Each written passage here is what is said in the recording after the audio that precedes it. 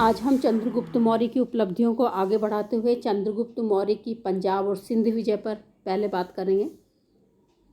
तो सिकंदर का भारत जो अभियान हुआ उसमें सिकंदर को हालांकि किसी पराजय का सामना नहीं करना पड़ा, लेकिन यूनानी सेना ने जिस तरह से स्थान स्थान पर लोगों के साथ अत्याचार किए थे, इसके कारण जनता जो है उनमें यूनानियों के खिलाफ असंतोष व्याप्त हो गया था और चंद्रगुप्त मौर्य और चाणक्य ने इसी असंतोष को बढ़ाकर एक तरह से राष्ट्रीय स्वतंत्रता संघर्ष जो है उसका सूत्रपात किया था।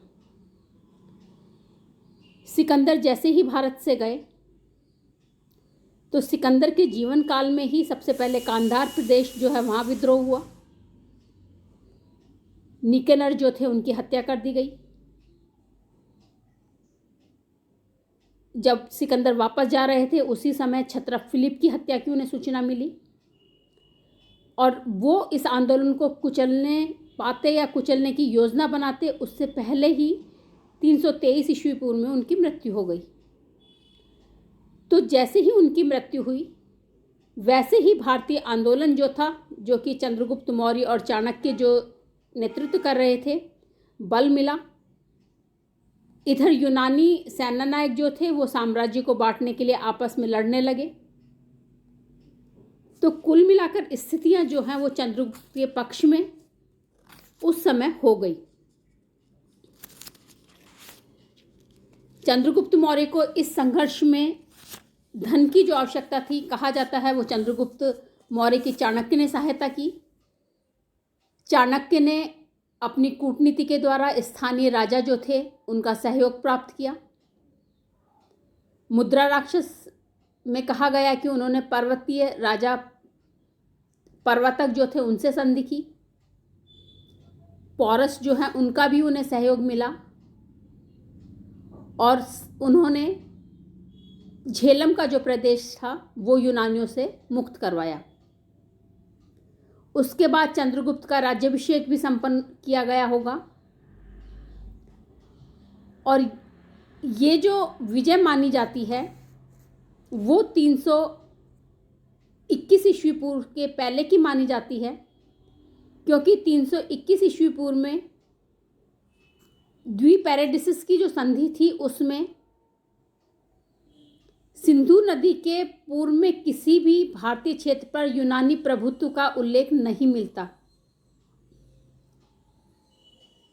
तो ऐसा माना जाता है कि ये प्रदेश जो है वो चंद्रगुप्त मौर्य के अधिकार में हो गया था और चंद्रगुप्त मौर्य का पंजाब के प्रदेशों पर शासन कायम था इस समय। तो ये चंद्रगुप्त मौर्य की पंजाब विजय है। अब आता है मगध विजय। पंजाब और सिंध के बाद चंद्रगुप्त मौर्य ने मगध को जीता। हालांकि इस विजय का विवरण जो है वो हमें उपलब्ध नहीं है,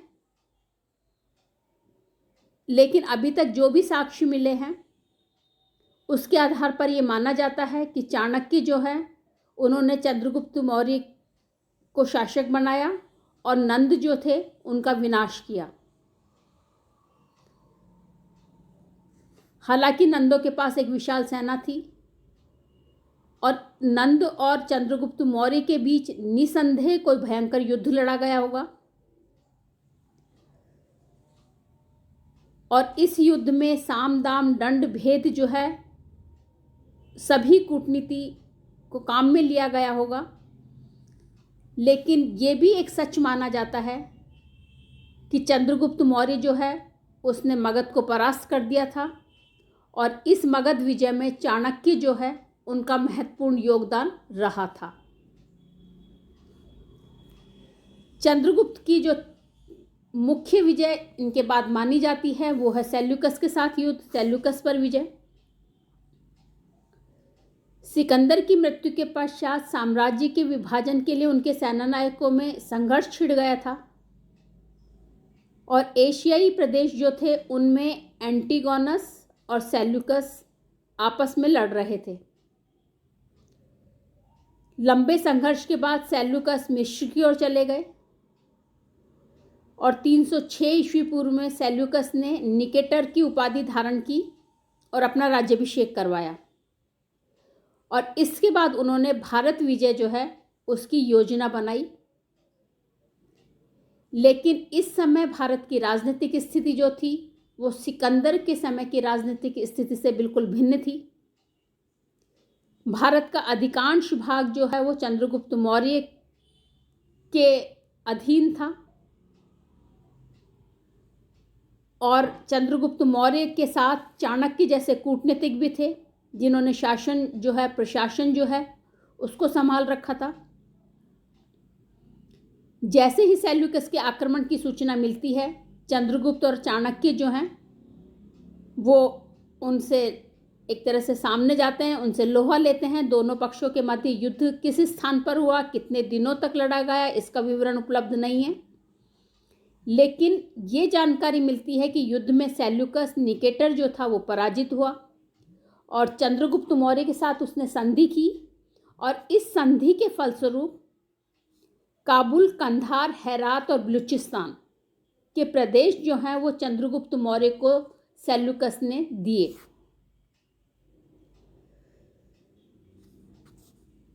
चंद्रगुप्त ने इसके बदले में सेल्यूकस को 500 हाथी दिए और इस संधि को मजबूत बनाने के लिए सेल्यूकस ने अपनी कन्या जो उसकी जो पुत्री थी हेलन, उसका विवाह चंद्रगुप्त मौर्य के साथ कर दिया। दोनों ने ये भी निर्णय लिया कि वो अपने राजपूत जो हैं उन चंद्रगुप्त मौर्य सेल्यूकस के यहाँ अपने राजदूत छोड़ेंगे और सेल्यूकस जो है वो चंद्रगुप्त मौर्य के यहाँ राजदूत छोड़ेंगे। और इसी के फलस्वरूप चंद्रगुप्त मौर्य के दरबार में सेल्यूकस जो है उसने मेगास्थनीज को अपना राजदूत बना के छोड़ा। और इस संधि के बाद सबसे ज़्यादा जो महत्व हुआ वो ये हुआ कि भारतीय साम्राज्य की सीमा सिंधु नदी से आगे बढ़कर हिंदुकुश पर्वत तक पहुंच गई और जिसमें काबुल, कंधार, हेरात, बलूचिस्तान जो है उसका क्षेत्र जो है वो सम्मिलित हो गया। और इसके बारे में स्मिथ ने लिखा है कि 2000 वर्ष से अधिक हुए भारत के प्रथम सम्राट ने इस प्रकार उस वैज्ञानिक सीमा को प्राप्त किया जिसके लिए उसके अंग्रेज उत्तराधिकारी व्यर्थ में ही आहें भरते रहे, जिसको कि 16वीं और 17वीं शताब्दी में मुगल सम्राटों ने भी कभी पूर्ण रूप से प्राप्त नहीं किया था। ये स्मिथ कह रहे हैं चंद्रगुप्त मौर्य की सेल्यूकस पर विजय के पश्चात विजय के बारे में। तो यहाँ सेल्यूकस से विजय करने के बाद भारतीय साम्राज्य जो है वो एक तरह से विदेशों में भी स्थापित हो गया। इसके अलावा चंद्रगुप्त मौर्य की और विजय भी मानी जाती हैं। जैसे महावंश की टीका में चंद्रगुप्त मौर्य को सकल जम्बू द्वीप का शासक बताया गया है। मुद्रा राक्षस अशोक के समय में मौर्य साम्राज्य उत्तरी मैसूर तक फैला हुआ था।